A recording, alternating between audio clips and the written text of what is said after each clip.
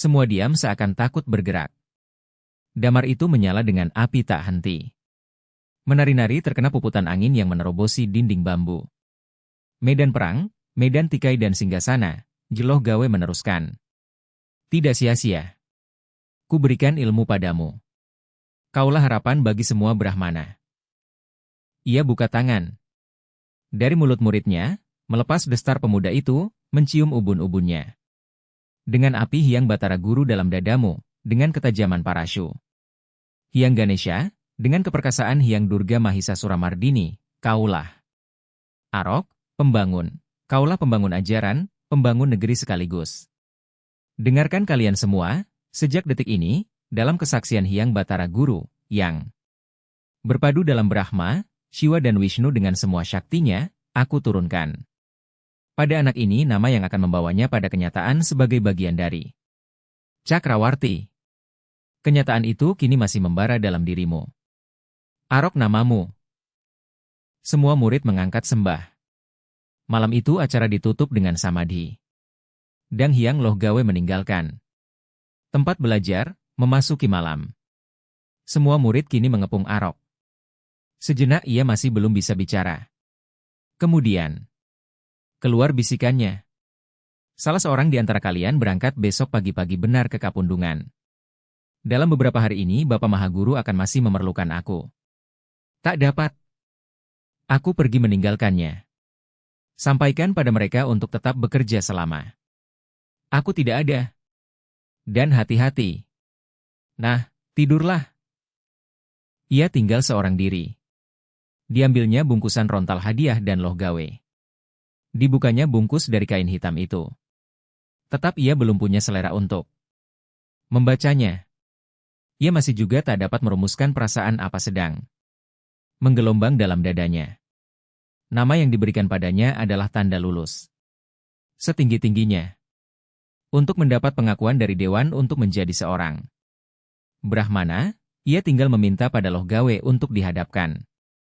Apa kemudian? Setelah jadi Brahmana? Ia terlalu muda untuk itu. Apa yang bisa dicapai seorang Brahmana? Akan seperti yang lain-lain, hanya mengecam-ngecam Erlangga sampai Kereta Jaya dan tidak bisa berbuat apa-apa. Saat lulus yang tak diduga-duga itu seakan membikinnya kehilangan mata arah. Ia angkat rontal itu, tetapi matanya menolak membacanya. Dan masih terdengar-dengar bisikan pelahan gurunya. Sejak ini kau boleh pergi dan datang, boleh meninggalkan aku untuk sementara. Atau selama-lamanya. Hanya pintaku, tinggallah kau dalam beberapa hari ini. Bersama denganku. Boleh jadi ia masih hendak mendengarkan pendapatku tentang rontal ini. Dan dengan demikian ia mulai membaca. Tulisan setumpuk itu adalah catatan Tantripala, gurunya yang pertama. Tentang dirinya isi catatan itu lebih kurang sebagai berikut.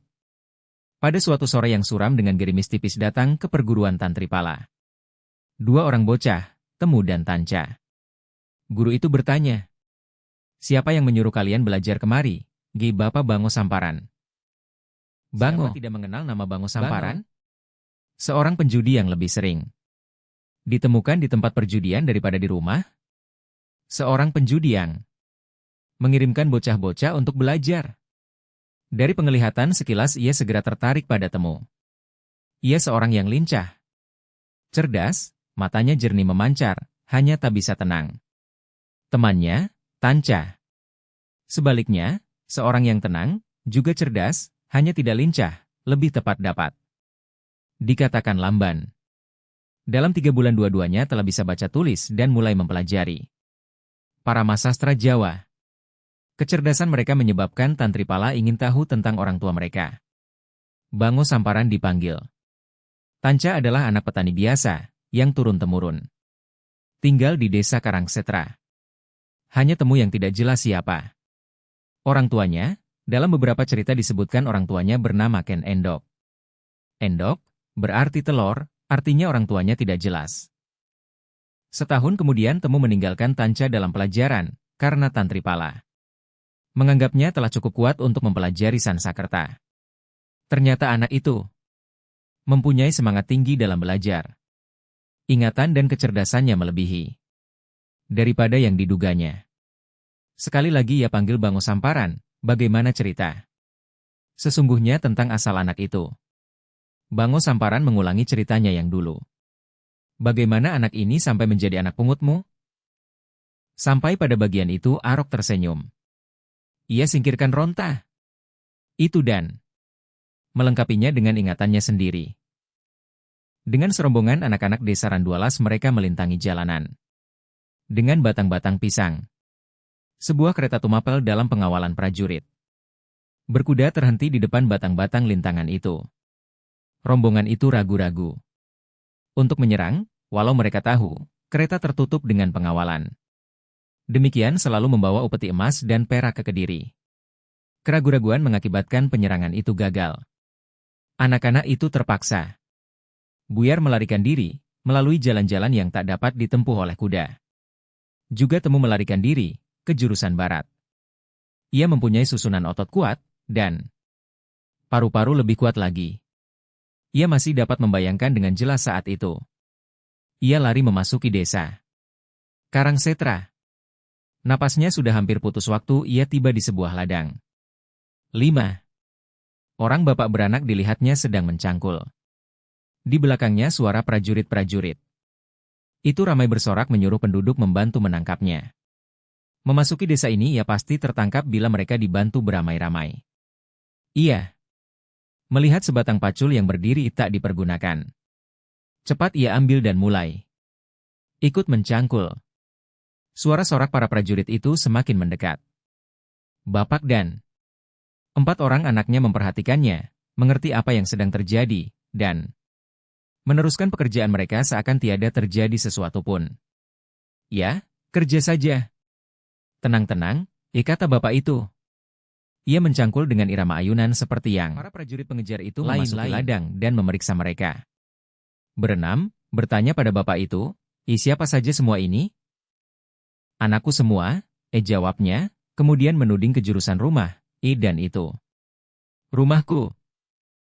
Para prajurit pengejar itu meneruskan pemburuannya dan tak kembali lagi. Tak lama kemudian datang seorang anak memikul air. Kalau dia tidak aku suruh pergi mengambil air, kata bapak itu, tak mungkin kau ikut mencangkul. Semestinya di sini juga kau tadi tertangkap. Terima kasih, Bapak. Sejak itu ia diambil anak pungut oleh Ki Bango Samparan, ia mulai membaca lagi. Keterangan ayah pungutnya terasa agak berbeda daripada yang dialaminya sendiri. Dalam catatan Tantripala itu tidak didapatkan keterangan setelah anak yang disuruh mengambil air itu mengajak berkenalan. Ia ingat betul kata-kata Ki Bango Samparan waktu itu. Prajurit-prajurit itu kerjanya hanya memburu-buru kita, mengancam kita yang terlambat menyerahkan upeti. Mengapa kau dikejar mereka? Ia menceritakan duduk perkaranya.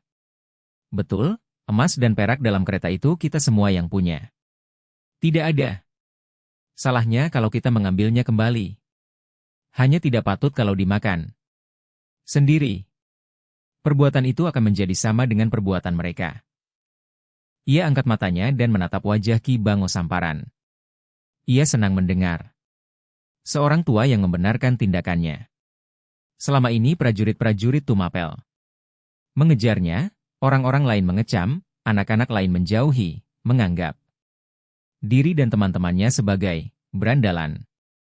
Orang tua yang seorang ini membenarkan, tentu punya alasan. Hampir-hampir ia bertanya kalau bukan Ki Bango Samparan mendahului dengan seruannya. Jagat Pramudita. Mata apakah yang sedang memandang padaku sekarang ini? Ki Bango Samparan mendekatinya dan memperhatikan matanya. Kemudian, ini bukan mata sembarang mata. Disuruhnya semua anaknya meneruskan pekerjaan dan ia dibawanya pulang. Tentunya kau lapar setelah lari-lari sejauh itu. Istri Ki Bango Samparan, yang kemudian jadi ibu pungutnya menjamunya. Ia makan dengan lahap, dan 2 orang itu memperhatikan dengan gembira. Setelah itu terjadi tanya jawab. Siapa namamu? Orang memanggil Sahaya si Temu. Mengapa orang memanggilmu si Temu? Bagaimana orang tuamu memanggil? Tidak pernah. Tidak pernah. Tak ada yang tahu siapa orang tua Sahaya. Sahaya sendiri pun tidak tahu. Jagat Pramudita. Anak secakap ini, dengan mata bersinar seperti ini. Jagat Pramudita. Para dewa telah mengirimkan anak ini kepada kita, Nyi, jika tanya pada istrinya. Siapa tahu dia putra tunggal Hyang Brahma sendiri? Ia masih ingat Ki Bango Samparan berdiri di hadapannya dan gadis kecil. Dan istri Bango Samparan mengatakan padanya, "Nah, ini kau mendapat abang baru. Temu namanya." "Nah, Temu, ini saudaramu. Yang bungsu, si Umang." Memang semua itu tidak ditulis oleh Tantripala, ia tidak mengetahui. Mungkin juga dianggapnya tidak penting. Dalam rontal itu disebutkan bekas gurunya telah bertahun-tahun mencari keterangan siapa sesungguhnya dirinya, dan tidak pernah berhasil. Ia sendiri pernah ditanyai langsung, dan ia tidak memberikan sesuatu padanya. Biarlah orang hanya tahu sampai pada anak pungut Ki Bango Samparan. Tulisan Tantripala itu tiba-tiba menimbulkan perasaan terima kasih yang mendalam pada orang tua pungut itu. Dan ia berjanji pada suatu kali akan membalas semua kebaikannya. Juga pada semua saudara pungutnya, juga pada Umang si gadis kecil yang suka melebihkan jatah makannya. Ia tersenyum. Barangkali anak itu kini sudah mulai dewasa. Umang begitu sakit-sakitan. Ia dulu semasa kecil. Dan ia ingat betul hari pertama ia tinggal di rumah keluarga itu. Umang masih menungguinya waktu Bango Samparan datang padanya dan berkata, "Semoga kau memang putra tunggal Hyang Brahma.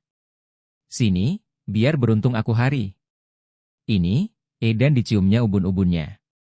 Keesokan harinya Ki Bango datang di tempat kerjanya di ladang, langsung memeluknya dan mencium ubun-ubunnya, berseru, "Brahma Putra, ya, Brahma Putra." Ia sorongkan pada genggamannya 5 buah mata uang perak dari masing-masing satu catak, kemudian berjalan bergegas pulang.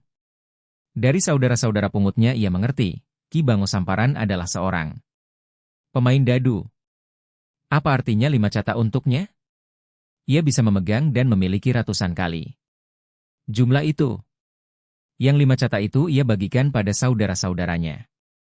Dan mereka menerimanya tidak dengan wajah gembira. Bahkan yang tertua dengan nada protes bersungut. "Apa sebabnya catak ini datang ke tangan kami melalui tanganmu?" Pada waktu itu juga ia mengerti mereka cemburu pada kasih bapak mereka kepada dirinya, seorang pendatang yang tak menentu asalnya. Dan ia berjanji pada dirinya sendiri, tidak akan melakukannya lagi. Bertahun-tahun ia tinggal pada keluarga itu. Setiap hari ia bekerja bersama saudara-saudaranya. Bila Ki Bango Samparan pergi, ia pun pergi, mengumpulkan teman-temannya di desa Karangsetra. Kembali ia memimpin mereka melakukan gangguan di pusat-pusat pengumpulan dana negeri Tumapel, mempersenjatai barisannya, dan membangunkan dana sendiri, dengan Tanca sebagai pengurusnya. Bertahun-tahun? Berapa tahun? Tidak lebih dari 3. Dan cemburu saudara-saudara meningkat jadi 3 kali. Ki Bango Samparan semakin sayang padanya. Hampir tak lagi turun ke sawah atau ladang, menjadi bandar dadu, dan selalu membawa pulang kemenangan. Semakin banyak yang diterimanya, dan dengan sembunyi-sembunyi diberikannya pada Umang. "Biar aku simpankan untuk Kakang," disambutnya selalu. "Buat apa aku?" Dengan diam-diam untuk kau sendiri, menyimpannya untuk dirinya. Dan ia semakin terpikat pada budi bahasanya yang manis tanpa pamrih. Sayang dia tidak rupawan, sering ia menyesali Umang. Cemburu saudara-saudaranya kemudian pecah menjadi kebencian waktu mereka menemukan simpanan Umang dan mulai memeriksanya.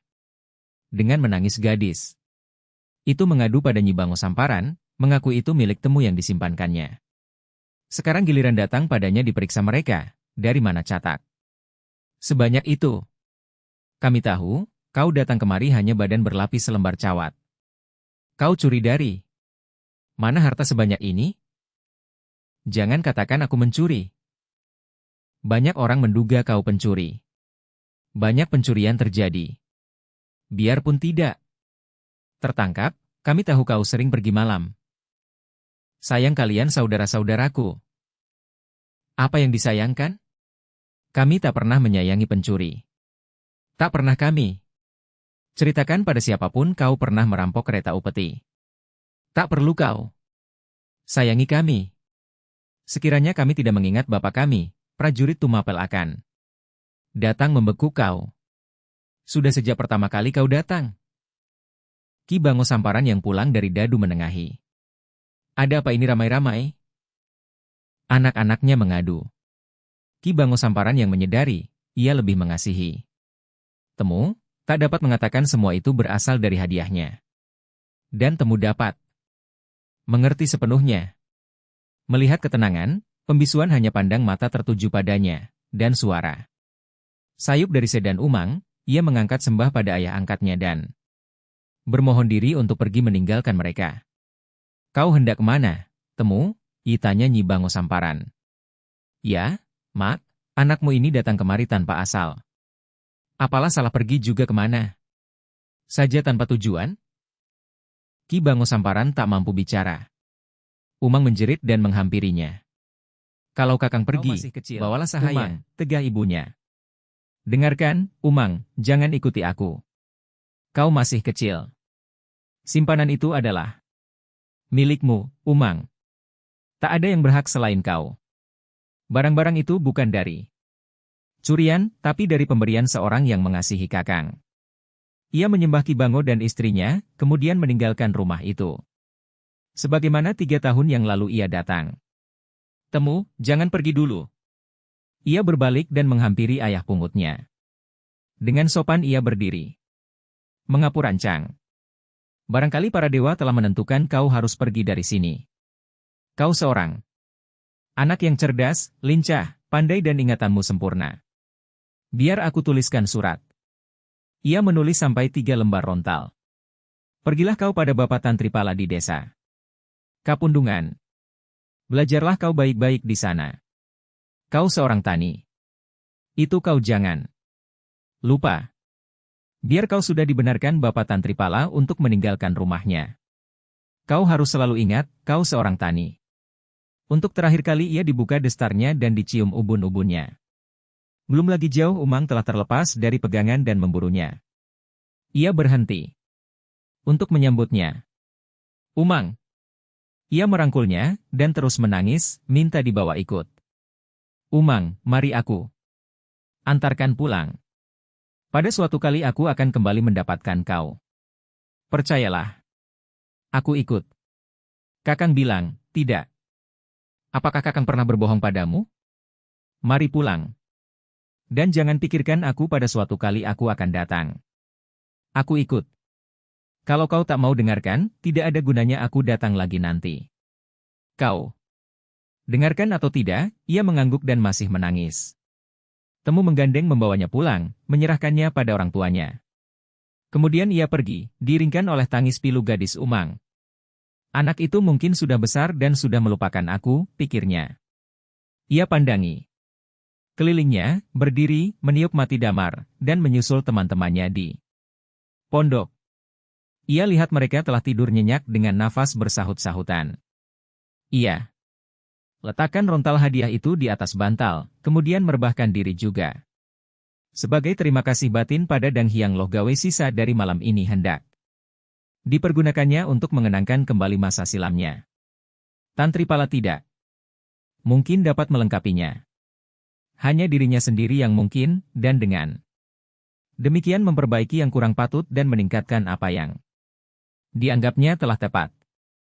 Ia tampilkan kembali Umang pada mata batinnya.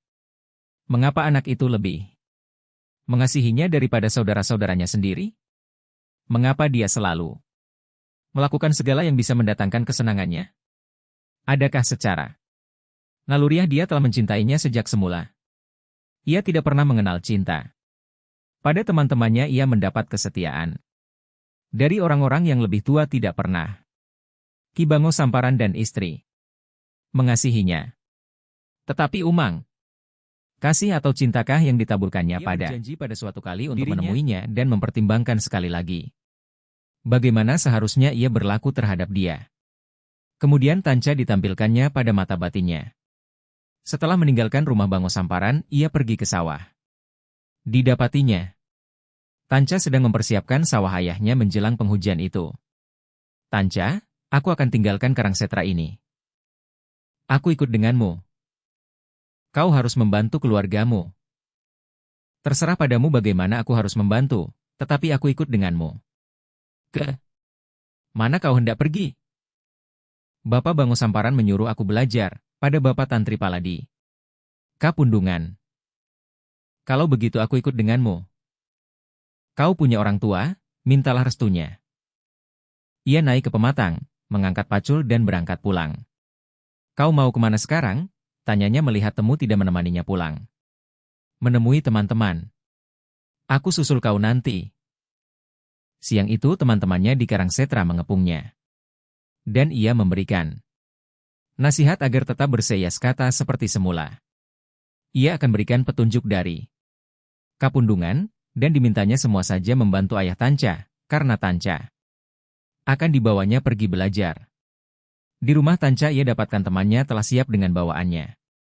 Orang tuanya sangat gembira anaknya punya keinginan hendak belajar pada guru Tantripala.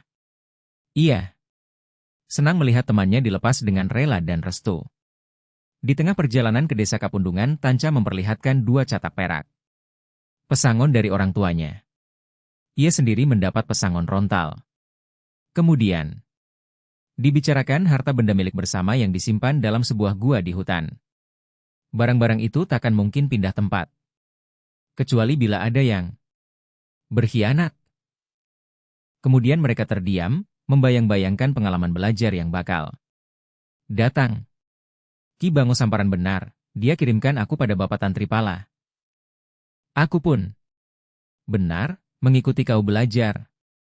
Ya, kita harus belajar, Tanca. Kalau tidak, kita akan begini-begini saja. Kita harus bisa tandingi mereka. Bukan, kalahkan. Kalahkan? Bisakah kita kalahkan mereka? Bukankah kita sudah sering mengalahkan mereka? Mereka tak pernah kalah, hanya kehilangan. Kita pun tak pernah kalah, tapi mendapat. Tapi kita belum pernah kalahkan mereka. Kita sering kalahkan mereka. Hanya mereka terlalu banyak dan kita terlalu sedikit. Kekuatan mereka tak habis-habisnya, dan kita terbatas. Maka kita akan belajar. Tanca. Kemudian kita akan tahu lebih banyak, mengalahkan lebih gemilang. Kalau kau menang, kau akan jadi raja, Temu. Kau akan jadi patihku. Selama ini aku telah jadi patihmu. Temu tertawa terbahak. Juga Tanca. Kemudian, ia hanya kecil-kecilan. Tanca. Jadi kita belajar untuk bisa besar-besaran? Sekali lagi Temu. Terbahak tawa, kemudian lari mendahului. Seperti tumitnya sendiri. Ia menengok untuk melihat Tanca. Dari sinar pelita itu ia lihat pemuda itu tidur. Dengan mulut dan tapuk mata setengah terbuka. Betapa jelek kau kalau tidur. Seperti itu. Ia tutupkan selembar kain pada mulutnya. Nah, begitu kau kelihatan. Lebih patut. Ia bisikkan pada telinganya. Patih Tanca. Aku perintahkan padamu untuk bertemu dengan Ki Bango Samparan. Dan persembahkan padaku bagaimana keadaannya, dan Nyi Bango, dan Umang. Ia tersenyum-senyum kembali ke ambinya. Kemudian meneruskan tinjauannya pada masa lalunya. Sejak bertemu pertama kali ia tahu Bapak Tanpala jatuh kasih padanya. Mata itu. Ia sering dengar guru itu menyebut. Juga Bango Samparan kasih padanya sejak pandang pertama karena matanya. Untuk pertama kali pula dalam hidupnya di Kapundungan ia melihat wajahnya pada cermin perak, didapatnya dari penyerbuan pada seorang saudagar yang sedang meninjau keluarganya di desa itu. Orang itu datang dari Tuban, pergi ke Gresik, memudiki Brantas melalui Porong. Erlangga. Ia perhatikan matanya, dan ia lihat memang berbeda dari yang lain-lain. Telengnya besar dan bersinar-sinar. Dalam perguruan ini ia tinggalkan semua temannya. Tantripala tak mengerti apa harus diajarkannya lagi padanya. Pada suatu kali untuk menyatakan kasihnya, guru itu membawanya masuk ke hutan. Di sana secara rahasia ia ajar tentang Atman dan Brahman, bagaimana mencapai keadaan nirwikana, keadaan bersatu antara Brahman dan Atman, jagat pramudita dan diri, makrokosmos dengan mikrokosmos, panteisme, bagaimana menjalankan yoga tantri untuk mendapatkan siddhi, kesaktian, diawali dengan sumpah untuk tidak akan menyampaikan pada siapapun, dan keterangan, aku adalah tantri memang berasal dari Yogin Samyanatra barang 200 tahun yang lalu. Kaum Brahmana dari aliran lama di Jawa pada umumnya menentang Buddha termasuk yoga dan Tantri, aku menganggapnya sebagai ilmu yang bisa dipelajari dan dipergunakan.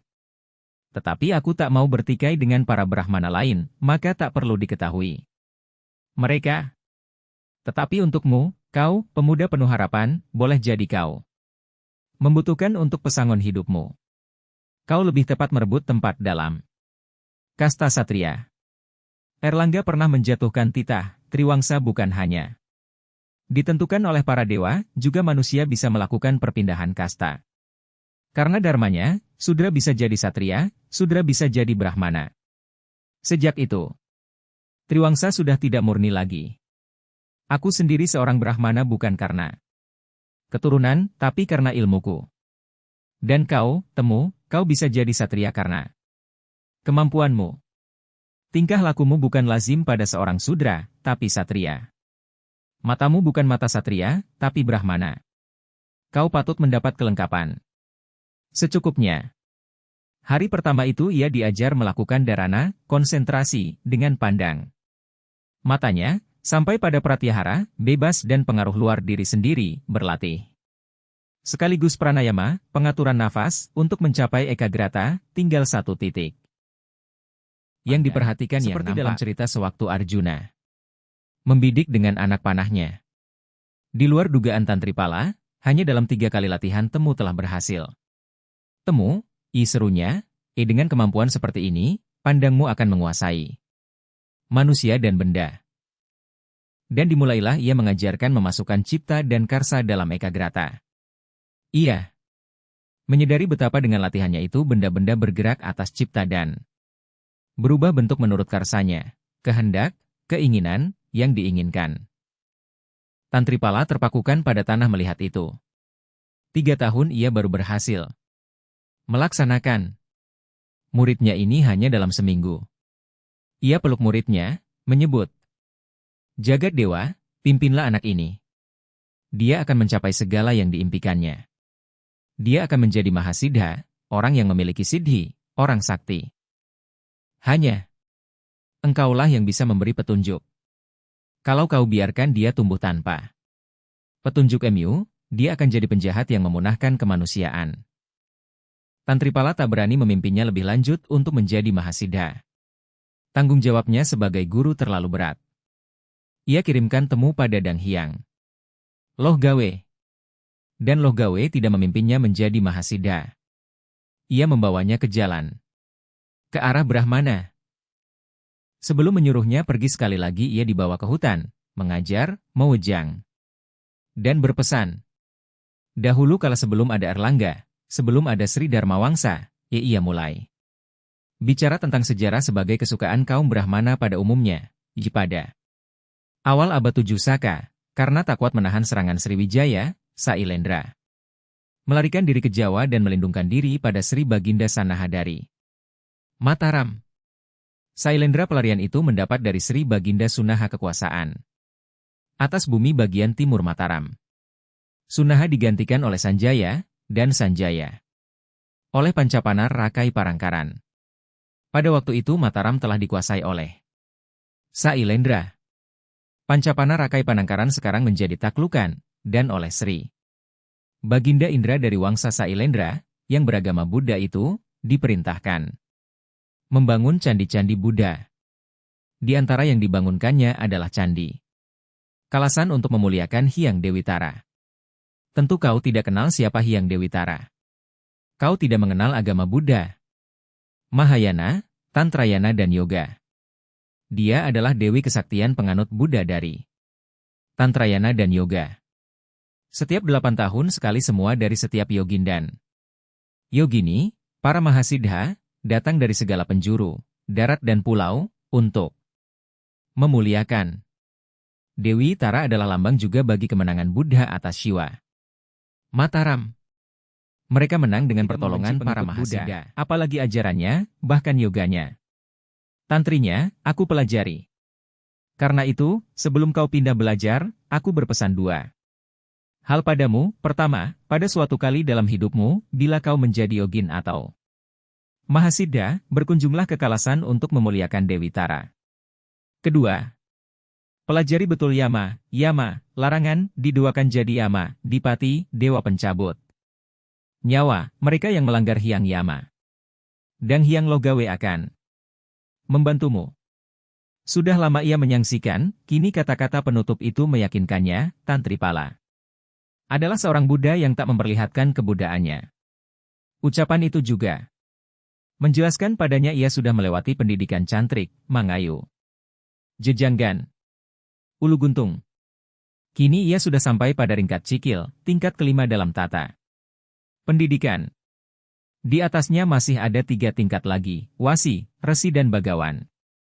Meneruskan belajar pada Dang Hyang Logawe berani ia akan mencapai tingkat Wasi. Juga Dang Hyang Logawe sudah pada hari pertama terpesona oleh matanya. Dan semua pertanyaan Mahaguru tentang dirinya ia jawab, kecuali 2 hal, yoga dari Tantripala dan masa kecilnya. Boleh jadi Mahaguru yang tinggi peradabannya itu akan mengusirnya bila mengetahuinya. Sampai di situ Arok menyimpulkan, tidak semua kebenaran dan kenyataan perlu dikatakan pada seseorang atau pada siapapun. Pengusiran seorang guru tidak akan memberinya sesuatu kebaikan. Bahwa haus ilmu dirasakannya seirama dengan haus keadilan, kasih dan sayang. Dan betapa ia haus akan kasih sayang itu. Sebagai pelajar ia ikut menggarap ladang dan sawah untuk penghidupannya. Di waktu senggang ia pimpin teman-temannya yang dulu di Karangsetra, Kapundungan dan juga sekarang di Pangkur. Bila mendapat kesempatan menyendiri ia teruskan melatih ilmu dari Tantripala. Ia tahu, dengan ilmu itu ia dapat menguasai siapa saja, bukan sekedar mempengaruhi. Tetapi waktu diketahuinya latihan-latihan merugikan kecerdasannya, ia terpaksa menghentikannya. Tantripala pernah mengajarkan, karunia terbesar yang paling diinginkan manusia dari para dewa ialah kekuatan menguasai dan mempengaruhi sesamanya, dengan karunia itu orang akan mendapat segala dalam hidupnya. Untuk menjaga agar para dewa tidak mencabut kembali kekuatan itu, manusia harus sujud pada Hyang Yama. Tantripala kurang betul, ia yakinkan dirinya untuk kesekian kali. Kekuatan yang dimaksudkan itu masih rapuh kalau yang memiliki tidak berpengetahuan seperti Tunggul Ametung. Dan tak ada daya yang dapat memaksa seseorang untuk bersujud kepada Yama kalau dia telah begitu besar dayanya, mungkin Yamalah yang kemudian ditaklukkannya.